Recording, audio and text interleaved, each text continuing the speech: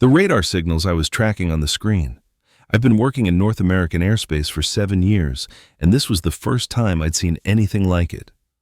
I moved closer to my monitor in the dim blue light of the Cheyenne Mountain Operations Center and watched the object perform maneuvers that should have been impossible. "Control, this is Station Delta 7, I said into my headset, keeping my voice steady even as my pulse quickened. "I have an unidentified contact at bearing 285, altitude fluctuating between 12,000 and 45,000 feet. Speed is—" I paused, rechecking the numbers because they couldn't be right. "Speed appears to exceed Mach 7. The response came immediately from Commander Julia Reddick, her voice crisp over the comm. "Delta 7, confirm your last. Did you say Mach 7? "Affirmative, ma'am, and it's accelerating." Silence stretched for 3 heartbeats. Then, "Lock tracking. I'm coming to your station." I kept my eyes fixed on the screen as the object zigzagged across Colorado airspace, performing turns that would have liquefied any human pilot. The computer cycled through every aircraft profile in our database, military, civilian, experimental, before giving up and labeling it unknown. Around me, the operations center hummed with contained tension. 30 other operators sat at their stations, monitoring the invisible shield of radar and satellite coverage that protected North American airspace. Most nights, the biggest excitement was tracking a flock of geese that registered as a bogey. Tonight was different. Commander Reddick appeared at my shoulder, her reflection ghosting across my monitor. At 42, she carried herself with the kind of authority that came from 2 decades in the Air Force and 3 years running NORAD's deep operations. Her dark eyes narrowed as she studied my screen. "Jesus," she breathed. "What is that thing?" "Unknown, ma'am. It's been making these patterns for the last 4 minutes. I replayed the tracking data, showing the object's impossible flight path. No heat signature, no radio emissions, no IFF transponder. It's like it doesn't want to be invisible. It just doesn't care if we see it. The object suddenly changed direction, heading northeast at an even faster speed. Then, without warning, it began to descend. Fast. The altitude numbers on my display dropped so quickly they became a blur. "It's going down," I said, my fingers flying across the keyboard to mark the projected impact point. "Descent rate is catastrophic. Estimated impact in 30 seconds. "Location?" Reddick demanded. I pulled up the map overlay. "Approximately 40 miles north of here. Pike National Forest area, near the old mining roads." We watched together as the contact plummeted toward Earth. At the last possible second, it seemed to slow, but not enough. The radar signature flickered, distorted, then vanished completely. "Contact lost," I reported. "Last known position locked in." Reddick straightened, her jaw set. "Ward, you're with me. Briggs, Morrell, ready room, 5 minutes. Full recovery protocols." I pulled off my headset and stood, my legs stiff from the 12-hour shift. "Ma'am, what kind of recovery protocols?" She looked at me, and for the first time since I'd started working under her command, I saw something in her expression that looked like worry. The kind we hoped we'd never need. The ready room smelled like coffee and old briefing papers. Noah Briggs was already there when I arrived, checking his tactical vest with the methodical precision that made him the best security specialist in the complex. At 35, he'd done 2 tours in Afghanistan before joining NORAD's Special Response Team, the people who handled situations that fell outside normal military operations. "Ward," he nodded at me, his weathered face unreadable. "Hear you found us something interesting." "That's one word for it." Dr. Lena Morrell rushed in carrying 3 equipment cases that looked too heavy for her slight frame. She was younger than the rest of us, maybe 30, with sharp features and eyes that never seemed to stop analyzing everything around her. Her specialty was theoretical physics, specifically quantum mechanics, which seemed like an odd skill set for a military installation until you realized what kind of things sometimes fell from the sky. "I need coffee," she announced, setting down her cases with audible relief. "No, scratch that. I need answers. What are we dealing with? Experimental aircraft? Foreign technology?" Don't tell me it's another weather balloon situation because those readings Reddick showed me were... We don't know what it is, Commander Reddick interrupted, entering with a tablet that displayed satellite imagery. Which is why we're going out there to find it. Standard recovery procedure, Briggs handles perimeter security, Morrell runs analysis. Ward assists with documentation. I coordinate. We go in, assess, secure, and extract if possible. Questions? I raised my hand slightly. Ma'am, shouldn't we wait for a full tactical team? If this is foreign technology, we need to secure it before anyone else finds it, Reddick cut me off. We have a 4-hour window before civilian hikers or hunters might stumble on the site. 2 Humvees, full protective gear, and everything goes through proper channels. This is contained, controlled, and by the book. Clear? We all nodded. 20 minutes later, we were rolling out of Cheyenne Mountain's north entrance. 2 armored Humvees carrying equipment that ranged from standard military hardware to devices I couldn't begin to understand. I rode in the lead vehicle with Reddick, watching the Colorado landscape blur past in the pre-dawn darkness. You've been with us how long, Ward? Reddick asked, breaking the silence. 7 years, ma'am. Started right out of Air Force Tech School. Ever worked a recovery operation? No, ma'am. This is my first. She nodded slowly, her eyes on the road ahead. Then let me give you some advice. Whatever we find out there, whatever it looks like or doesn't look like, you document everything. You trust your instruments over your instincts. And if I give an order to fall back, you don't ask questions. You move. Understood? Yes, ma'am. I paused, then asked the question that had been nagging at me since the radar contact vanished. Have you worked many of these operations? Enough, she said, her tone making it clear the conversation was over. We drove through the darkness, leaving the security of Cheyenne Mountain behind and heading into the vast emptiness of Pike National Forest. The GPS coordinates from my tracking data led us deep into terrain that hadn't seen regular traffic in decades. Old logging roads now overgrown, abandoned mining sites marked only by rusted equipment slowly being reclaimed by the wilderness. As we got closer to the projected impact site, my skin started to tingle. At first, I thought it was just nerves, but the sensation grew stronger, like static electricity building before a lightning strike. You feeling that? Briggs' voice came through the radio from the second Humvee. Like the air is charged? Confirmed, Morrell responded. I'm reading elevated electromagnetic activity. Levels are increasing as we approach the coordinates. Reddick's hands tightened on the steering wheel. Everyone stay sharp. We crested a ridge, and suddenly we could see it.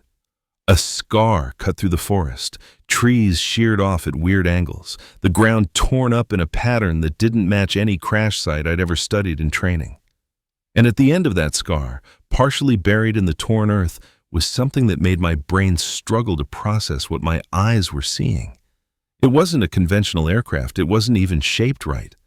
The hull, if you could call it that, seemed to shift between metallic and something almost organic, its surface rippling with colors that shouldn't exist. The entire object pulsed with a soft light that had nothing to do with fire or electricity. Morrell's voice came through the radio, barely a whisper. Oh my God.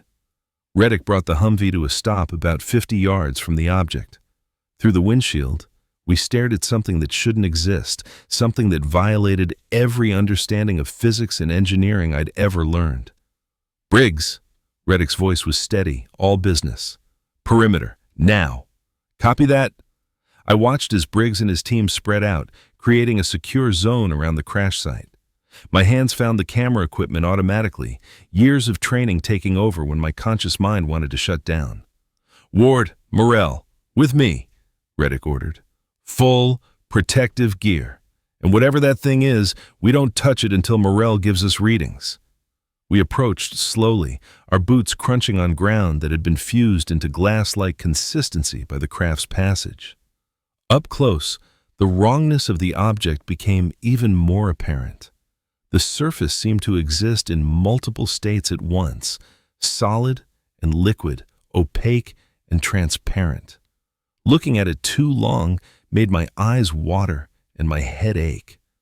Morel had pulled out a handheld scanner, its display showing readings that made her face go pale. "Temporal distortion," she muttered. "That's impossible. The quantum signature it's not from our timeline." "No, that's not right either. It is from our timeline, just not from now." "Speak English, Doctor," Reddick said. Morel looked up at us, and I saw something in her expression that scared me more than the impossible craft. It was recognition, understanding of something that shouldn't be understood. "Commander," she said carefully, "I don't think this is an aircraft. I think it's a time machine." The words hung in the air between us. Time machine. Two words that belonged in science fiction, not in a secured military recovery operation in Pike National Forest. Before any of us could respond, a section of the hull began to change, not opening like a door, but flowing aside, the metal, or whatever it was, simply redistributing itself to create an entrance where solid surface had been moments before. Reddick's hand went to her sidearm. "Fall back, now!" But none of us moved. We couldn't. Through that impossible doorway, we could see the interior, curves and flowing lines, surfaces that seemed to exist in multiple places at once, and in the center, secured in what looked like a form-fitting seat, was a figure. Human. Completely. Impossibly human. The figure moved, just slightly.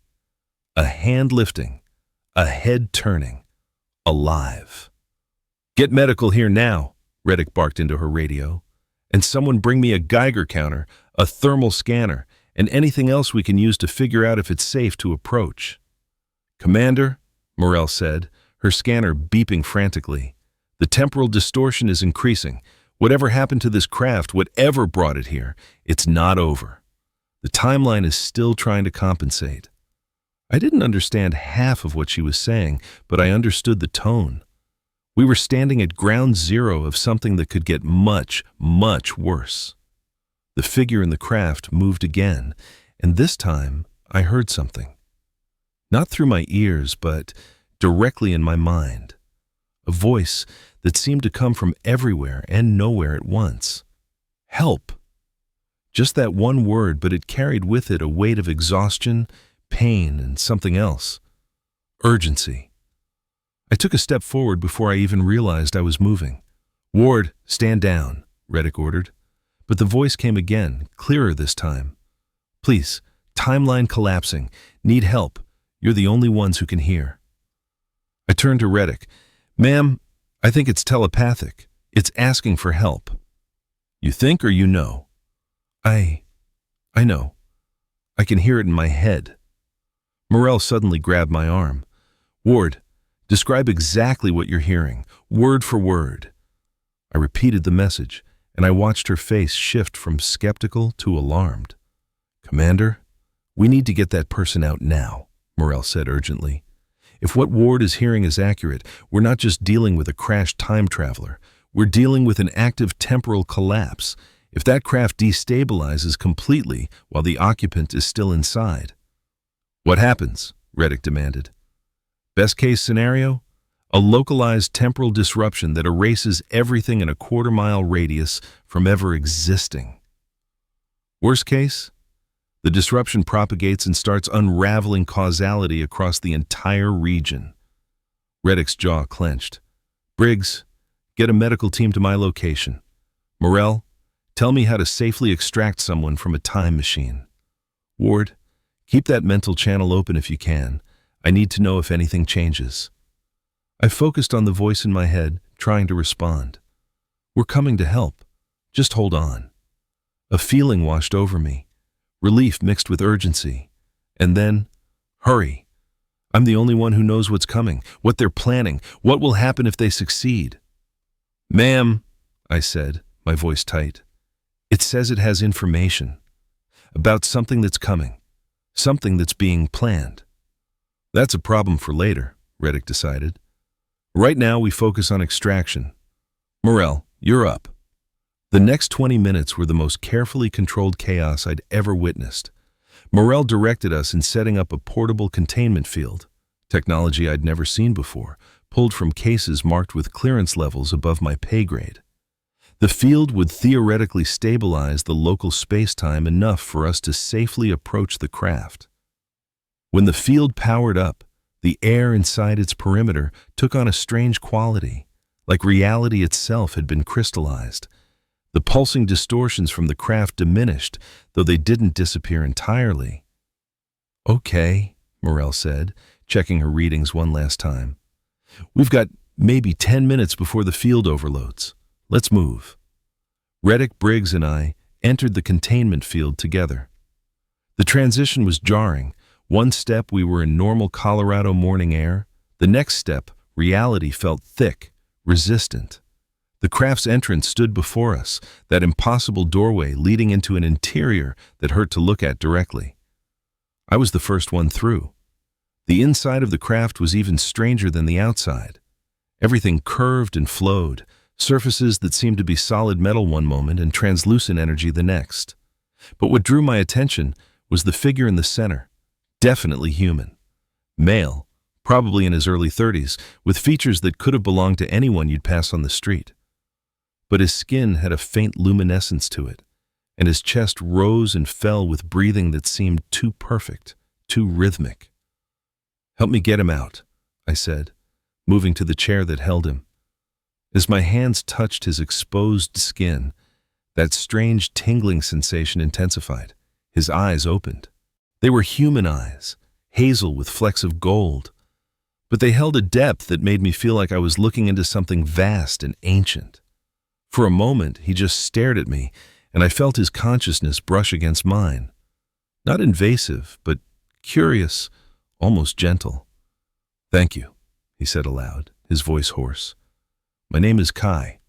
I'm from the year 14,847, and you need to listen very carefully because the future of everything depends on what happens in the next 48 hours.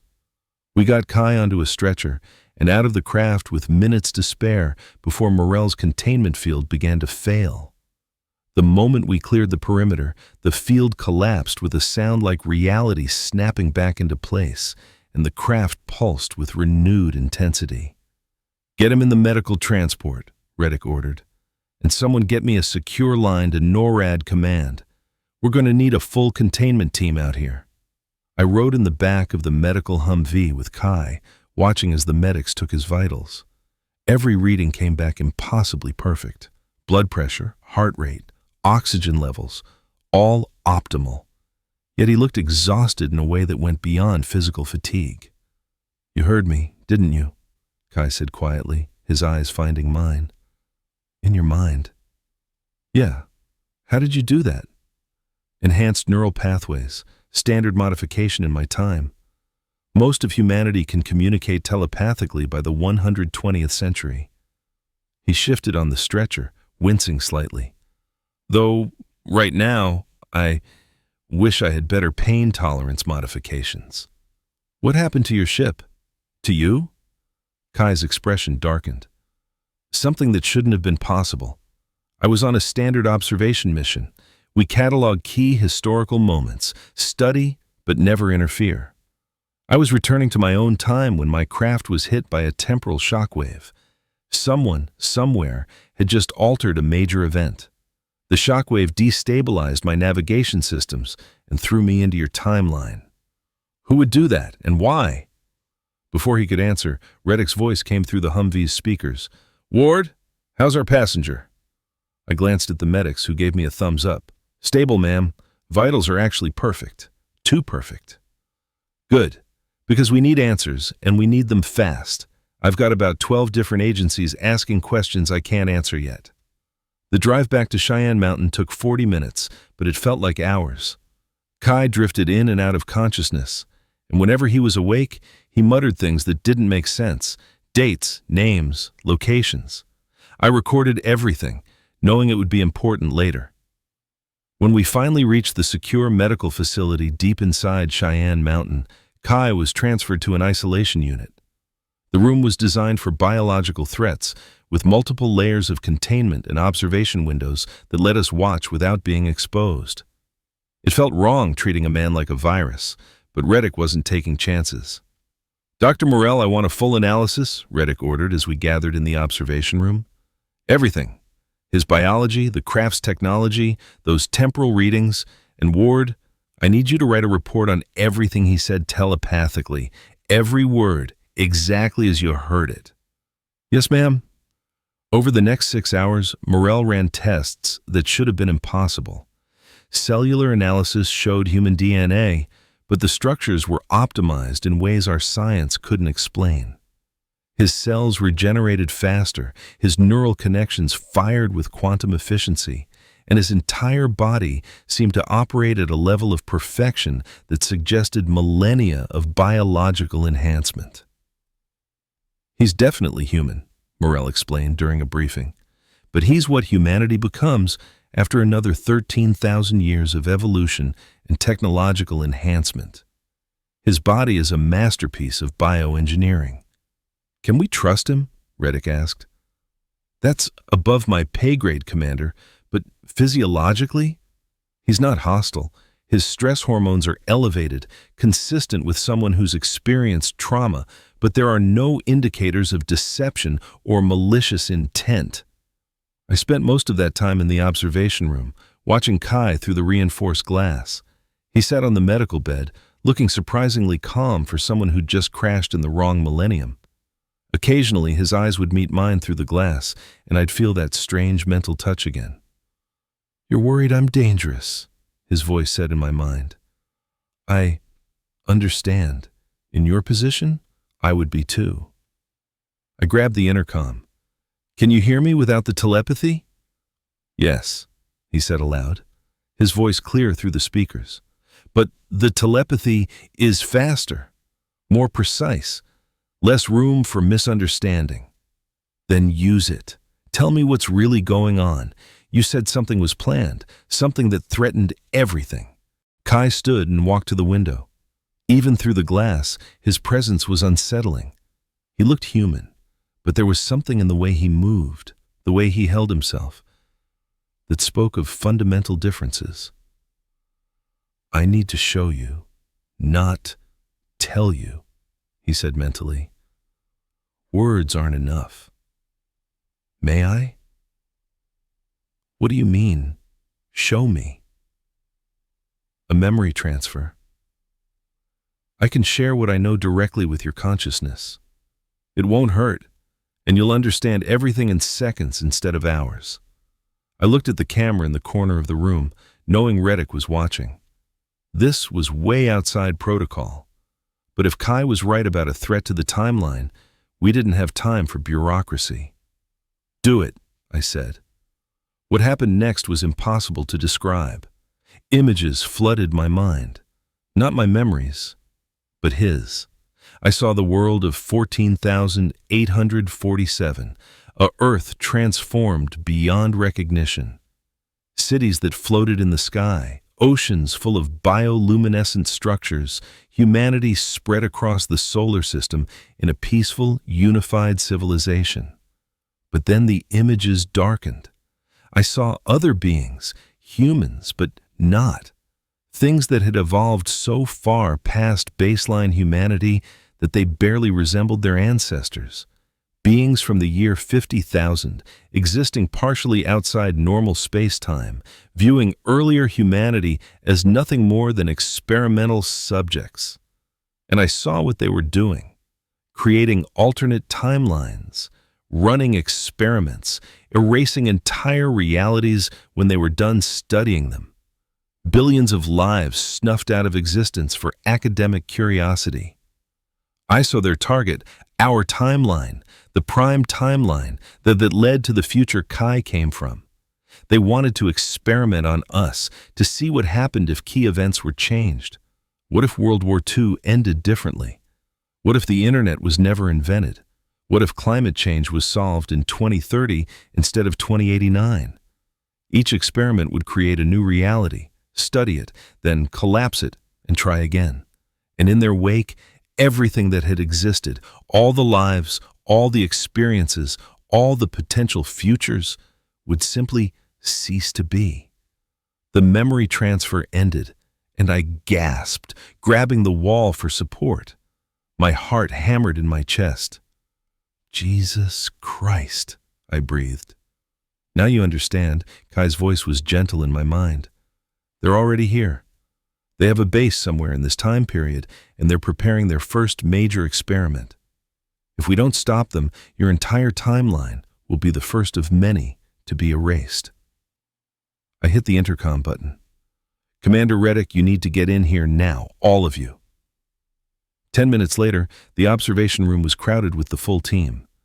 Reddick, Morrell, Briggs, and 2 other senior officers I recognized from command. I explained what Kai had shown me, trying to put impossible concepts into words that made sense. Beings from 50,000 years in the future, one of the officers said slowly. Running experiments on our timeline, and you learned all this from a telepathic download.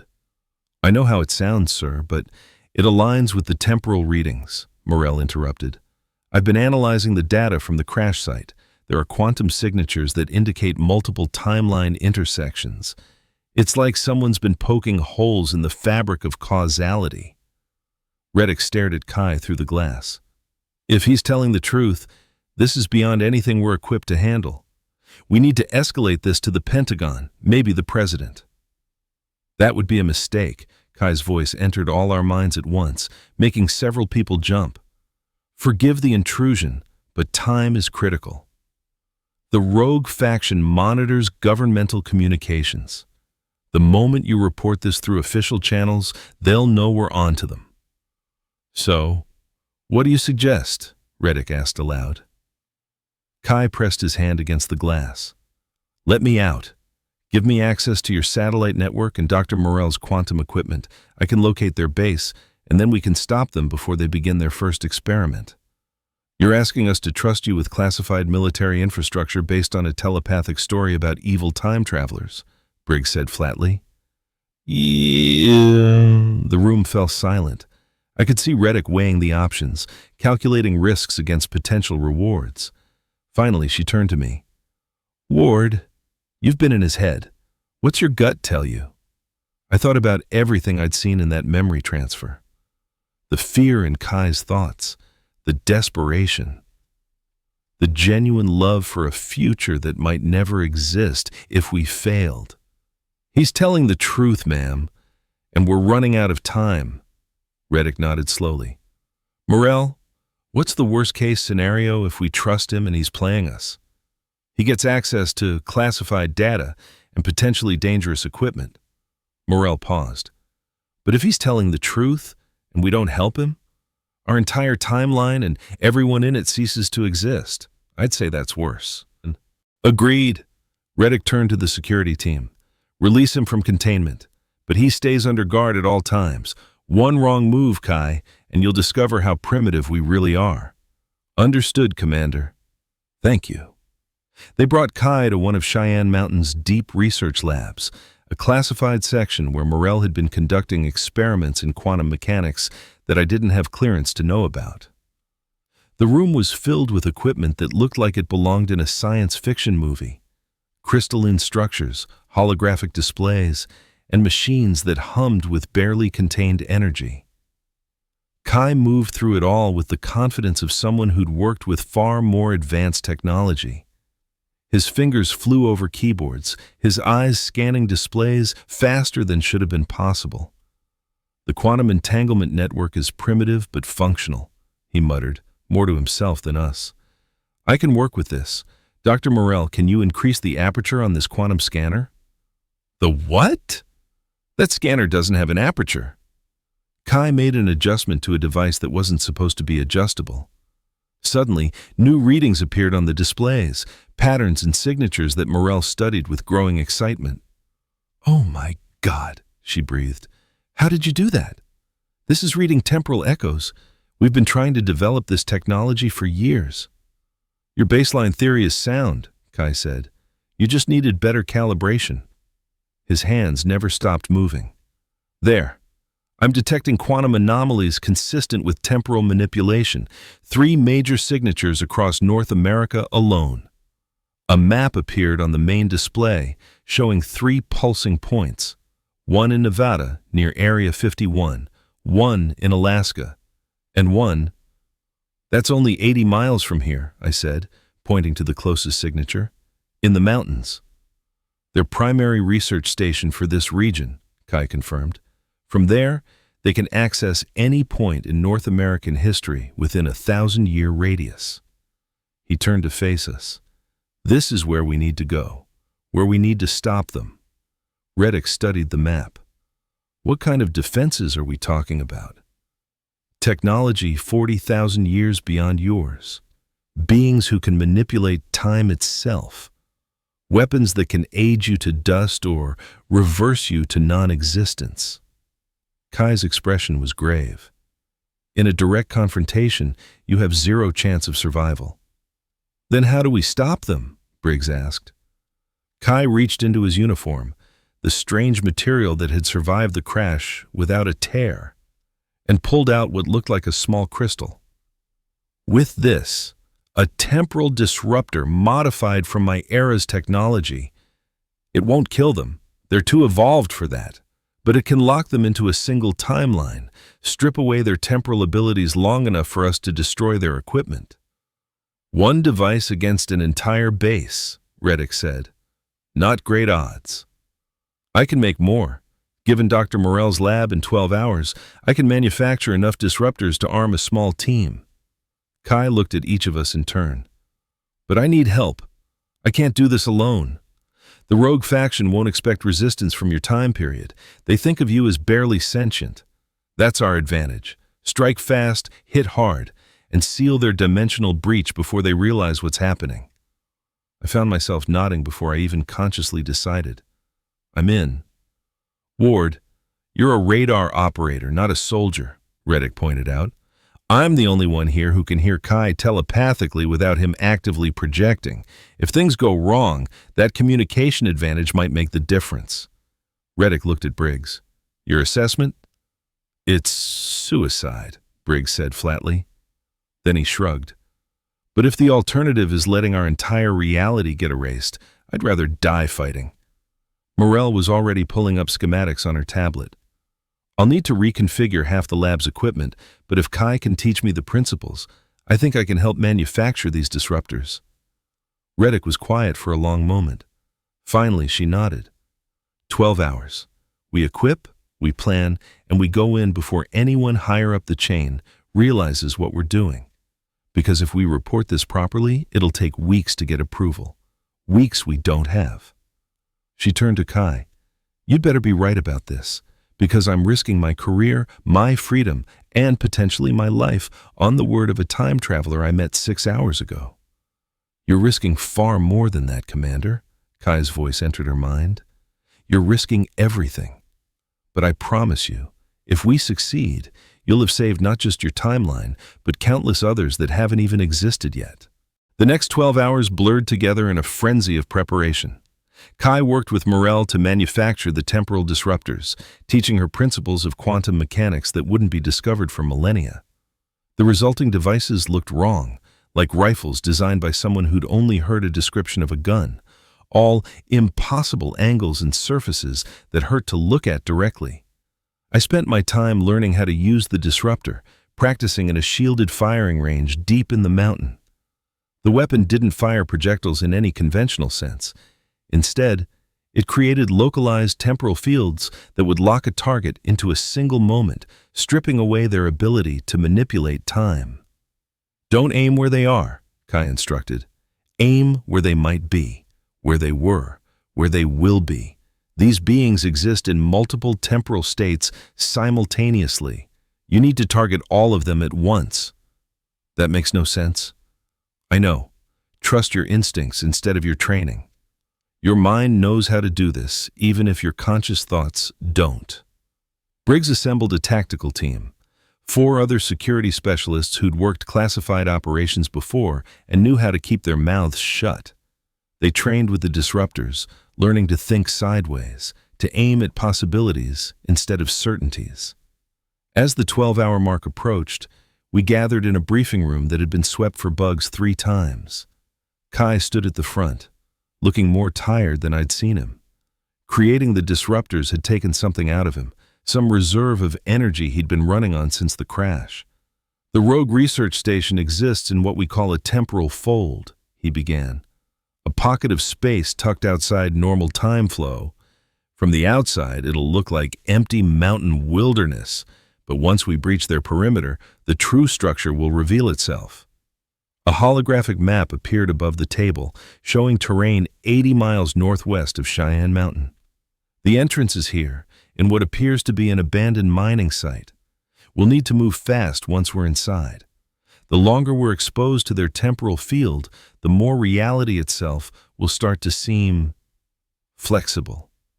Define flexible, one of Briggs's team asked. Memories that didn't happen will seem real. People who don't exist will seem familiar. Causality becomes optional. If you stay too long, you might forget you were ever born. Kai's expression was grave. I'll do my best to shield you, but my own temporal stability is compromised. Stay close together. Trust your equipment over your senses. And whatever you do, don't try to understand what you're seeing. Just accept it and move forward. Reddick studied the holographic map. Objectives? Primary. Destroy their temporal manipulation equipment. This will sever their ability to create and collapse alternate timelines. Secondary, seal the dimensional breach they're using to access different time periods. Tertiary. Survive. Kai paused. That last one's optional for me, essential for the rest of you. Nobody's dying, Reddick said firmly. We go in together, we come out together. You can't promise that, Commander, Kai's thought was gentle. But I appreciate the sentiment. We loaded into 3 vehicles at 0300 hours. 2 armored Humvees and a mobile lab unit that Morell had filled with portable quantum scanners. I rode in the lead vehicle with Kai and Reddick, watching the Colorado darkness blur past. Tell me about your time, I said, breaking the silence. What's it like in 14,847? Kai smiled, the first genuine expression I'd seen from him. Beautiful, peaceful. We've solved most of the problems that plague your era. Hunger, disease, war. Humanity is united in ways you can't imagine, spread across the solar system, but connected through quantum consciousness. Every person can access the collected knowledge of our entire species. We create art that exists in dimensions you can't perceive. We've learned to sculpt reality itself. Sounds like paradise. It is, which is why I can't let it be erased. His smile faded. The rogue faction thinks we're weak. Too peaceful, too concerned with ethics and preservation. They believe true evolution requires pushing past all limitations, even moral ones. They're wrong, and I'm going to prove it. The vehicle slowed as we approached the target coordinates. Through the windshield, I could see exactly what Kai had described. Empty wilderness, an old mining site marked by rusted equipment and a collapsed entrance. Nothing remarkable, nothing unusual. But my skin was tingling again, that static charge building in the air. We're here, Kai said unnecessarily, and they know it. I can feel them watching. Briggs's voice came through the radio. All teams, weapons check, stay sharp. We exited the vehicles, assembling in a tactical formation with Kai at the center. The temporal disruptors hummed with barely contained energy, their impossible geometries casting strange shadows in the pre-dawn light. Where's the entrance? Reddick asked. Kai walked forward, his hand outstretched. As his fingers touched the empty air in front of the collapsed mine entrance, reality rippled. Colors inverted, space folded, and suddenly, where there had been nothing, there was something. A doorway stood before us, rectangular but somehow circular, leading into darkness that seemed too deep, too complete. Once we go through, Kai said quietly, there's no turning back. The temporal distortion will prevent retreat. We have one path, forward, through them, to their equipment. Are you ready? I looked at my team. Reddick with her jaw set in determination. Briggs checking his weapon one final time, Morell clutching her scanners like they were lifelines, and behind them, 4 more specialists who'd volunteered for a mission they didn't fully understand. We were a handful of humans from 2024, armed with barely understood weapons, about to assault a base full of beings from 50,000 years in our future. Beings who could manipulate time itself, who viewed us as barely evolved primates. "No," I said honestly, "but we're going anyway." Kai nodded. "Then let's save the timeline." And we stepped through the impossible doorway into a place where physics was optional and causality meant nothing at all. The transition hit me like walking through a waterfall made of consciousness. One moment I was in Colorado wilderness, the next I was somewhere else. Somewhere that my brain struggled to categorize as a real place. The corridor ahead of us curved up and down simultaneously. The walls were covered in symbols that moved and rearranged themselves as I watched. The floor felt solid under my boots, but looked like it was flowing, rippling with patterns that suggested mathematics given physical form. "Don't stare at the architecture," Kai warned, his voice tight. "Your minds aren't equipped to process 4-dimensional geometry. Focus on immediate threats only." We moved forward in formation, Briggs and his team at the front and rear, weapons raised. The temporal disruptors cast weird shadows that didn't match our positions. Sometimes I'd see my own shadow ahead of me, sometimes behind, sometimes in places I wasn't standing. "That's your quantum signature," Kai explained telepathically. "In this space, you exist in multiple probable positions simultaneously. Try not to think about it." The corridor opened into a chamber that hurt to look at directly. It was vast and tiny at the same time, filled with equipment that seemed to operate on principles that had nothing to do with conventional physics. Geometric shapes floated in mid-air, rotating through dimensions I didn't have words for. Screens displayed images from other times, other places. I saw dinosaurs walking through prehistoric forests, watched cities rise and fall and fast forward, glimpsed futures that might never come to pass. And in the center of it all, 3 beings that had once been human. I say beings because there was no other word. They'd evolved so far past baseline humanity that looking at them made my eyes water and my head pound. One existed as interlocking geometric patterns that folded through themselves. Another appeared as pure light arranged in impossible configurations. The third was just mathematics, living equations that somehow had consciousness. They noticed us the way you might notice insects crawling across a floor. Mildly interesting, but ultimately insignificant. When they communicated, their thoughts entered my mind directly, and I realized Kai's telepathy had been a gentle whisper compared to this. Their consciousness was a hurricane. Primitive forms, temporal natives. "How did you breach our containment?" Kai stepped forward, and I felt his own presence expand, pushing back against their mental pressure. "They breached it because I showed them how. Because you've gone too far, and someone had to stop you." The geometric being rippled with something that might have been amusement. "Kai, observer class temporal agent from the 148th century. Your presence here is itself a violation of protocol. Yet you lecture us on exceeding boundaries? I've violated protocol to prevent you from erasing trillions of lives," Kai shot back. "That's slightly different from experimenting on entire timelines for academic curiosity." The light being pulsed, and suddenly I saw images flood my mind. Thousands of alternate Earths, each one a variation on history. Worlds where Rome never fell, where humanity never developed technology, where the asteroid that killed the dinosaurs had missed. Each timeline had been created, studied, and then collapsed like a scientist disposing of petri dishes. Acceptable losses for greater knowledge, the light being's thought was cold as absolute zero. We seek optimal paths for consciousness evolution. Every timeline we create provides data. Your attachment to this particular reality is understandable but illogical. These aren't experiments, Reddick said aloud, her voice carrying across the impossible space. They're people, entire civilizations. You're committing genocide on a scale that makes every war in human history look like a playground fight. The mathematical being shifted its attention to her, and I saw Reddick flinch from the weight of its regard. Genocide implies the ending of actual existence. These are potential existences, shadows of might-be, no different from the countless futures you destroy with every choice you make. That's not the same, and you know it, Morell spoke up. We make choices within our timeline.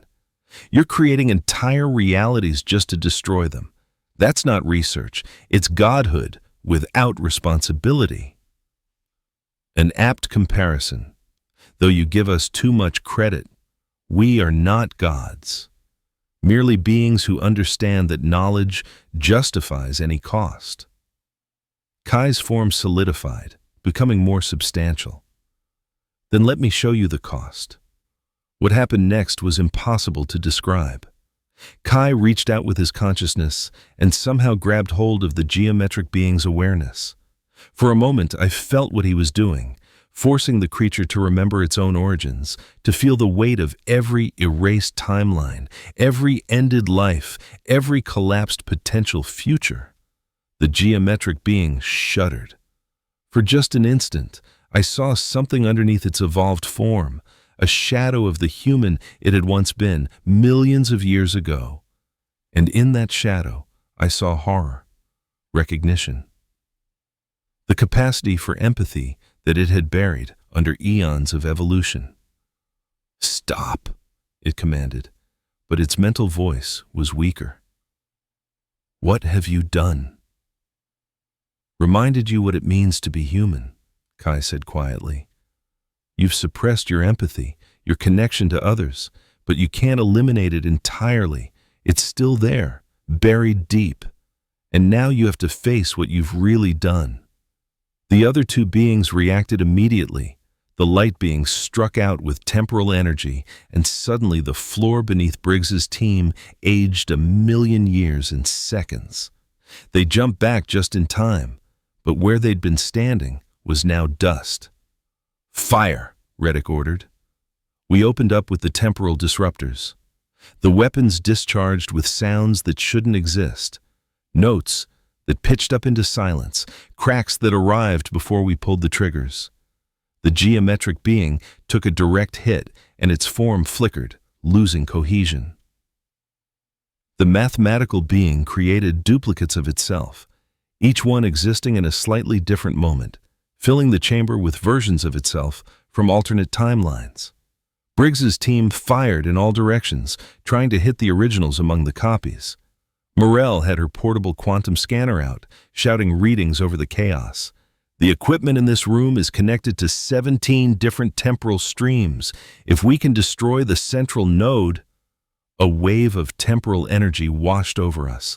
I felt myself aging, growing younger, aging again, caught in a loop of accelerated time. Through the distortion, I saw Reddick firing at a massive crystalline structure in the chamber's center, her shots causing it to crack and pulse.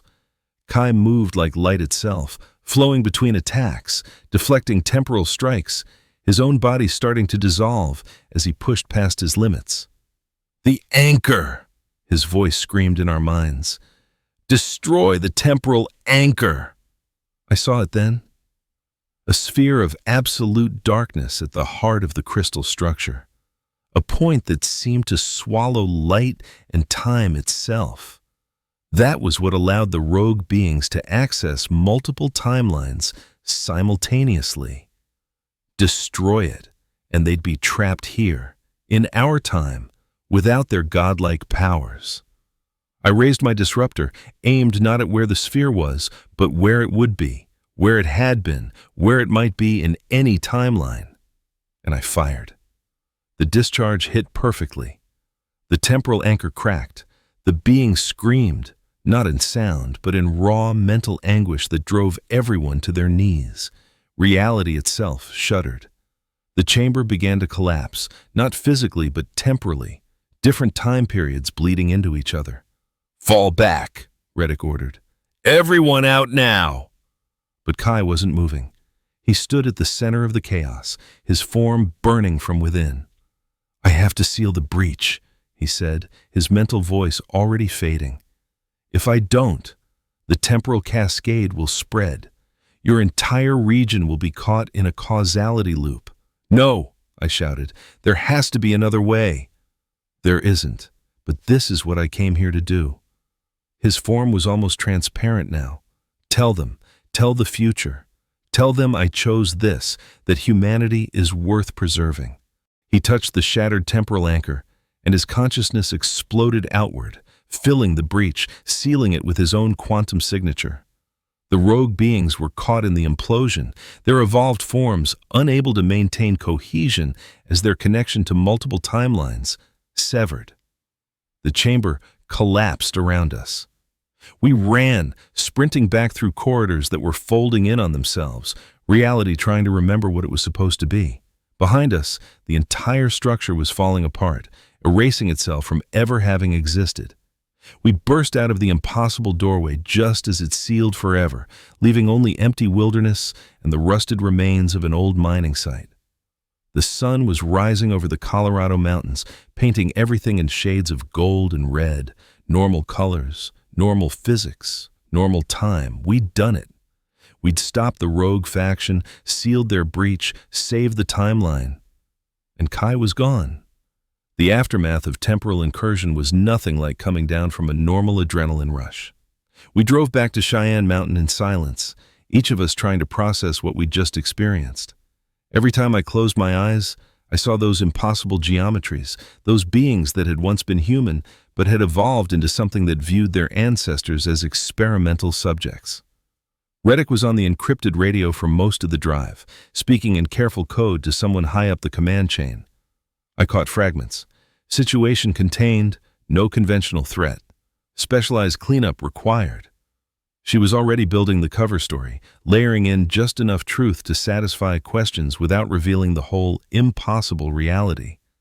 Morel sat in the back, her portable scanner clutched against her chest like a security blanket. She hadn't said a word since we'd escaped, just stared out the window at the passing landscape. I recognized that look.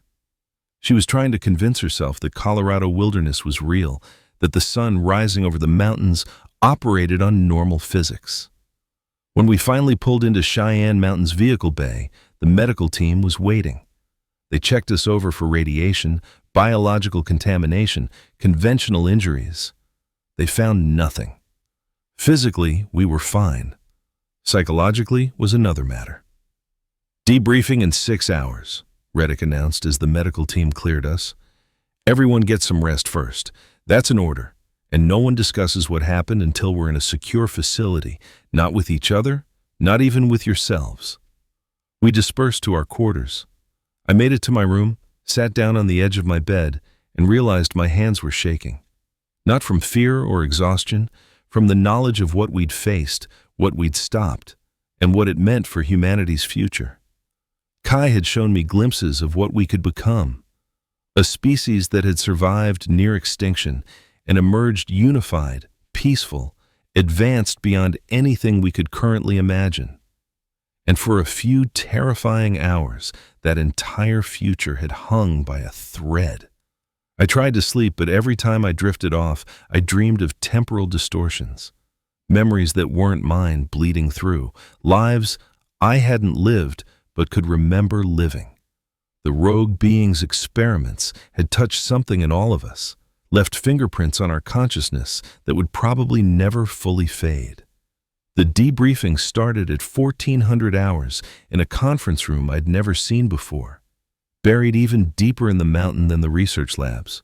Present were Reddick, Morel, Briggs, his 4 team members, and 3 people in civilian clothes who didn't introduce themselves, but had the kind of authority that needed no introduction. "This conversation never happened," one of the civilians said without preamble. "Nothing you experienced will ever appear in any official report. As far as the record shows, you participated in a training exercise. Full stop." What about the crash site? Morell asked. The evidence is being handled. The area has been swept. No trace of any craft, no temporal anomalies, no exotic materials. Just a meteorite that caused some interesting electromagnetic effects. The civilian's expression was flat. That's the official story. You will all memorize it. You will all believe it. Because if anyone outside this room learns what really happened, the panic would be catastrophic. People have a right to know, Reddick said carefully. People have a right to sleep at night without worrying about beings from 50,000 years in the future experimenting on them. The truth doesn't always set you free, Commander. Sometimes it just gives you nightmares. The civilian glanced around the table. However, your actions prevented what our analysts estimate would have been a cascading timeline collapse affecting the entire North American continent, potentially the whole planet. For that, you have the grateful thanks of people who can never acknowledge your service. Another civilian spoke up, this one older with gray hair and eyes that had seen things. The individual you knew as Kai, what was his final status? I felt everyone's attention shift to me. I'd been the one closest to him, the one who could hear his thoughts. He sacrificed himself to seal the temporal breach, I said, my voice rough. Used his own quantum signature to prevent a causality cascade. Without him, we'd all be caught in a temporal loop right now, or erased entirely. His body? Didn't leave one. He was already temporally unstable from the crash. When he sealed the breach, he just dissolved. Became part of the barrier itself. The civilian nodded slowly. Then, officially, he never existed. We have no records of any time traveler. Is that understood? We all nodded, even though it felt wrong. Kai had saved billions of lives, preserved an entire timeline, and his reward was to be erased from history. Not even a classified footnote, just nothing. Dismissed, the first civilian said. Except for Dr. Morell, we need to discuss your research projects. As we filed out, I caught Morell's eye. She looked terrified, and I understood why. She'd been exposed to technology 13,000 years beyond anything we had learned principles of quantum mechanics that wouldn't be discovered for millennia. That knowledge was now locked in her head, and people in dark suits wanted to know what she could replicate. I went back to my station in the operations center, slipping back into the familiar routine of monitoring radar screens. After facing beings that could manipulate time itself, tracking conventional aircraft felt surreal. Everything was so normal, so mundane. Jets moved at speeds that made sense. Physics worked the way it was supposed to. Causality flowed in one direction. It should have been comforting. Instead, it felt like a lie. 3 days passed. I went through the motions of my job, participated in the fabricated training exercise debriefing, and told anyone who asked that the exciting field operation had turned out to be nothing more than a false alarm. Everyone believed it because why wouldn't they? The alternative was madness. But at night, alone in my quarters, I'd remember the impossible architecture of the rogue base, the weight of consciousness from beings who'd evolved past humanity, Kai's final sacrifice, burning himself out to save a future he'd never see. On the 4th day, I got a summons to Reddick's office. She looked like she'd aged 5 years in less than a week. New lines around her eyes, gray in her hair that I swore hadn't been there before.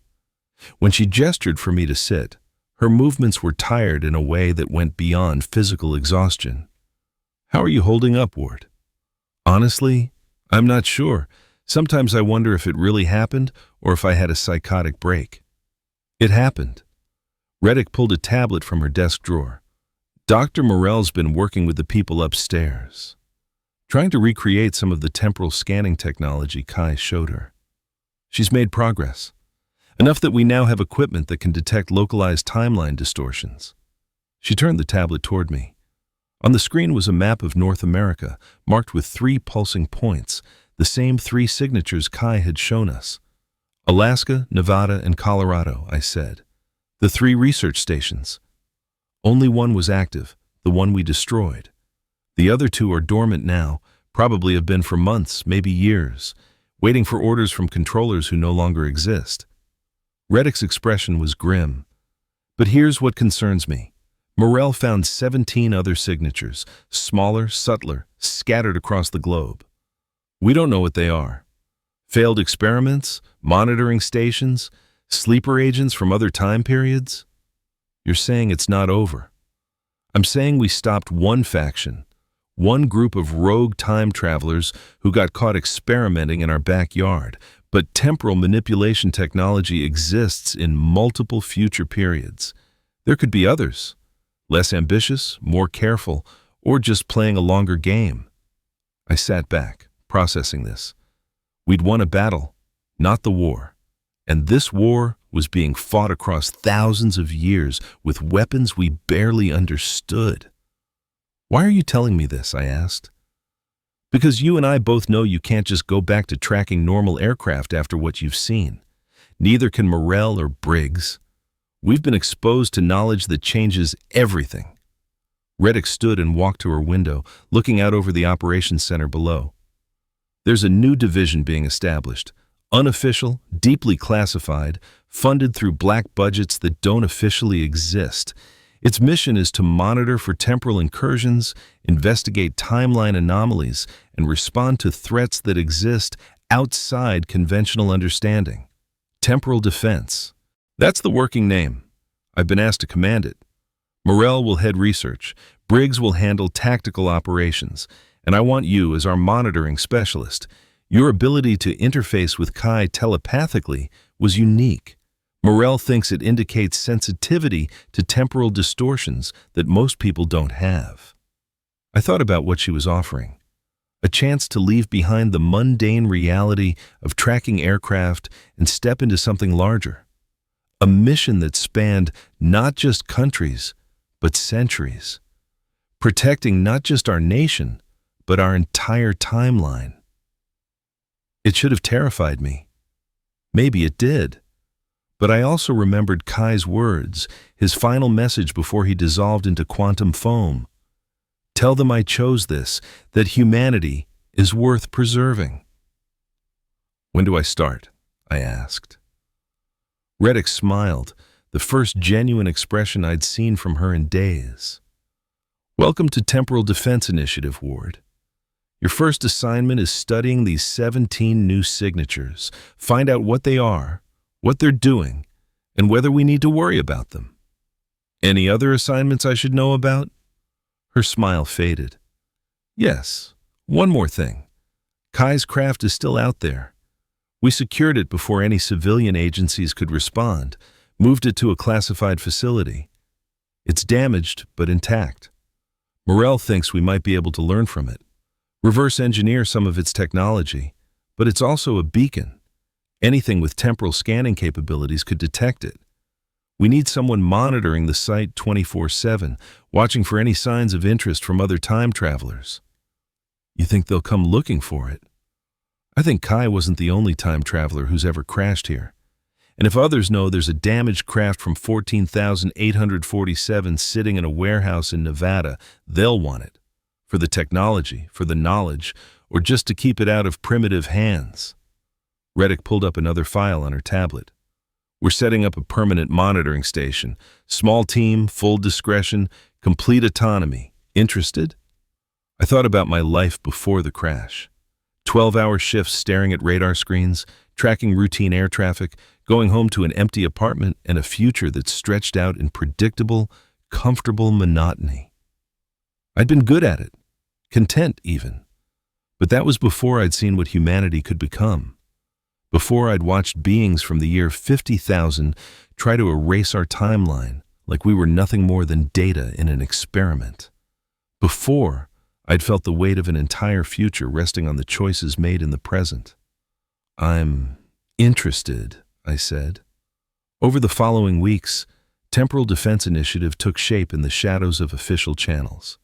We were a ghost organization, operating through budget lines that didn't connect to anything, staffed by people who officially worked normal military jobs. Our headquarters was a reclaimed section of Cheyenne Mountain that didn't appear on any facility maps. Morel built us a lab that looked like something from a science fiction movie. Quantum scanners, temporal disruptors, monitoring equipment that could detect distortions in space-time. She'd learned more from Kai's brief lessons than entire research teams could have discovered in decades. Every few days she'd crack some new principle, her eyes lighting up with the kind of joy only scientists feel when the universe reveals its secrets. Briggs assembled a tactical team, 20 specialists pulled from various special forces units, each one carefully vetted and psychologically screened. They trained with the temporal disruptors we'd manufactured, learning to think sideways, to aim at possibilities instead of certainties. Half of them washed out in the first week. The remaining 10 were the kind of people who could accept the impossible and still function. And I became our primary monitoring specialist. I spent my days watching the 17 signatures Morel had detected, tracking their subtle fluctuations, learning their patterns. Most were inactive, dormant equipment or sealed breaches from failed experiments. But 3 showed occasional activity, pulses of temporal energy too regular to be natural phenomena. Someone was still out there, still watching, still waiting. 6 months after Kai's crash, we got our first confirmed contact.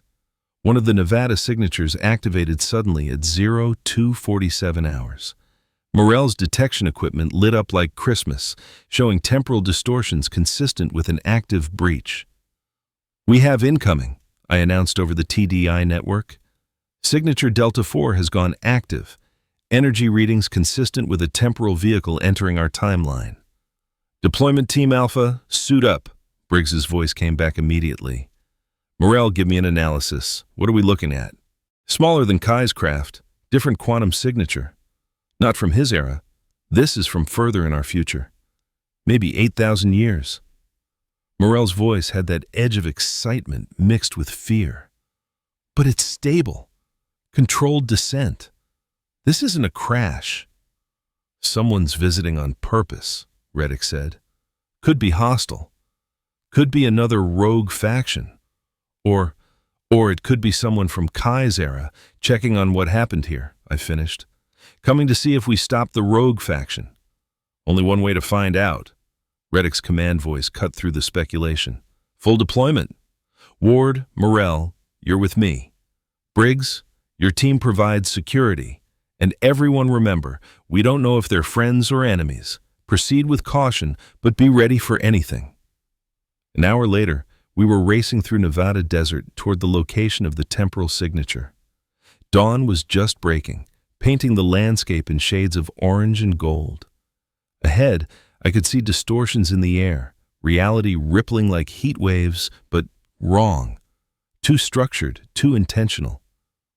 As we got closer, the craft came into view. Smaller than Kai's vehicle, more elegant.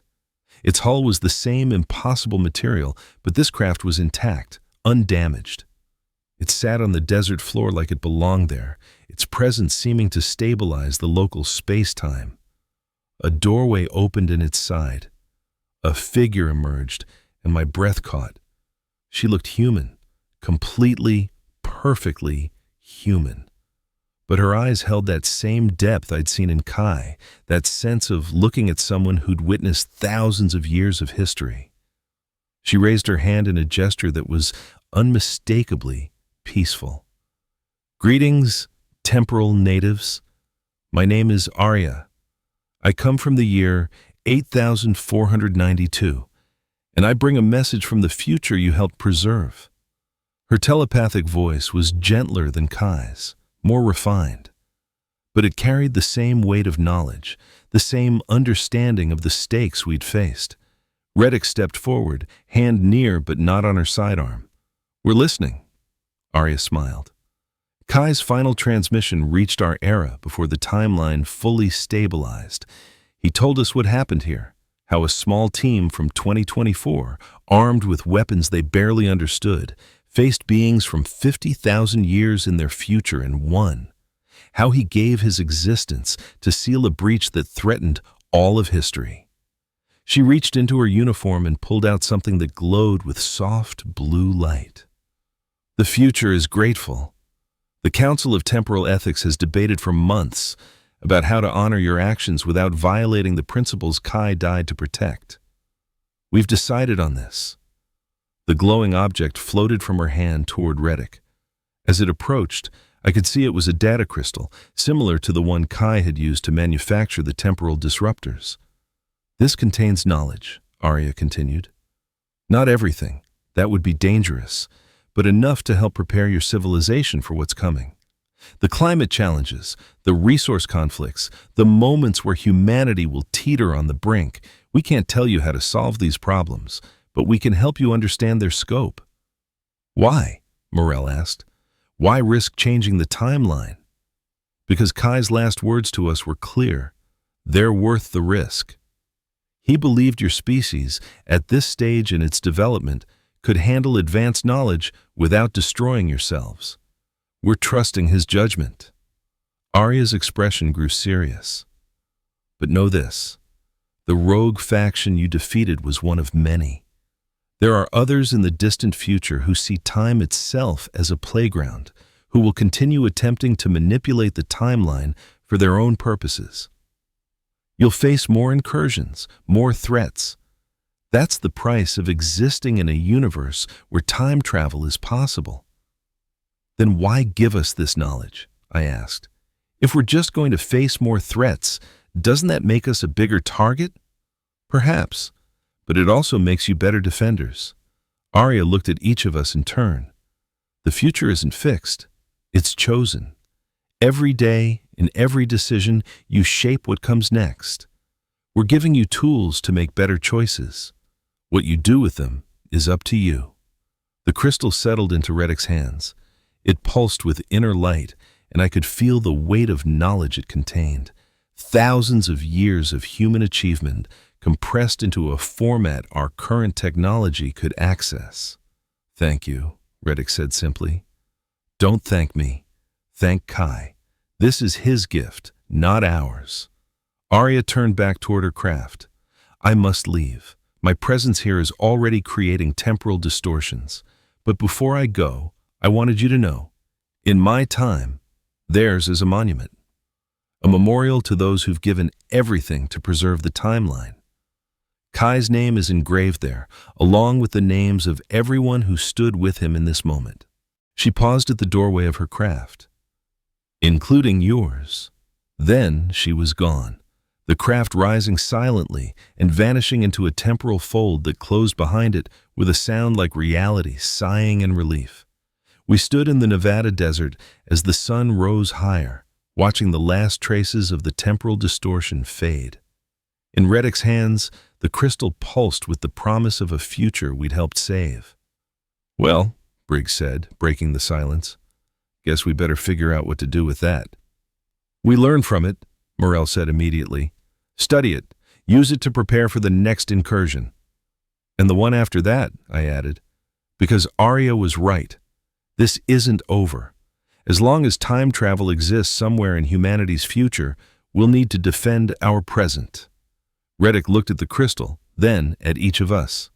Then, we'd better get to work. The Operations Center of Temporal Defense Initiative has expanded significantly since that morning in Nevada. We now monitor 47 temporal signatures worldwide, maintain 3 rapid response teams, and coordinate with a dozen other nations who've encountered their own temporal anomalies. The knowledge from Arya's crystal has been carefully integrated into human development, seeded through various channels to appear like natural discoveries. Climate technology that just happened to be invented right when we needed it. Medical breakthroughs that arrived ahead of schedule. Small interventions that added up to major improvements. We faced 6 more incursions. Most were benign, future historians studying key moments, careful to observe but not interfere. 2 were hostile, rogue agents trying to alter events for purposes we still don't fully understand. We stopped them both, though the cost was high. 7 team members dead, their sacrifices classified, their names added to a monument that won't be built for 6,500 years. I'm still monitoring Station Delta 7, watching the invisible boundaries between present and future. Morell's published papers that won her 3 Nobel Prizes, though she can never explain where the really groundbreaking ideas came from. Briggs runs the tactical division with the same paranoid efficiency that saved our lives more times than I can count. And Reddick coordinates it all, the ghost commander of an organization that doesn't officially exist. Sometimes, late at night when my shift is quiet, I think about Kai, about the peace he came from and the violence he chose to save it, about how one person from an impossible future made all the difference in our present. The future isn't fixed. It's chosen. We choose every day to protect it, to stand guard against those who would erase timelines for curiosity or power or reasons we can't comprehend. It's exhausting, terrifying work. The kind of mission that never ends, never gets acknowledged, never comes with parades or medals. But when I look at the world outside, at the disasters we've helped prevent, the futures we've kept possible, the billions of people who live their normal lives never knowing how close they came to never existing at all, I know it's worth it. Kai was right. Humanity is worth preserving. And I'll keep my station, watching the boundaries of time itself, making sure our timeline stays protected. Because somewhere out there, 13,000 years in the future, there's a monument with my name on it, and I intend to earn that honor. The radar screens glow steadily in the darkness. Everything is quiet. For now. But I'm ready for whatever comes next. We all are. That's the promise we made to Kai, to Arya, to everyone who'll exist in the future we're protecting. We'll stand guard. We'll stay vigilant. And when the next impossible thing crashes into our timeline, we'll be ready to face it. Because that's what Temporal Defense Initiative does. We protect yesterday. We guard today. We preserve tomorrow. And we'll keep doing it, one impossible mission at a time, until humanity either transcends its need for time travel or learns to police itself across the centuries. I checked the monitors one more time. All signatures nominal, timeline stable, reality functioning normally. For now, that's enough.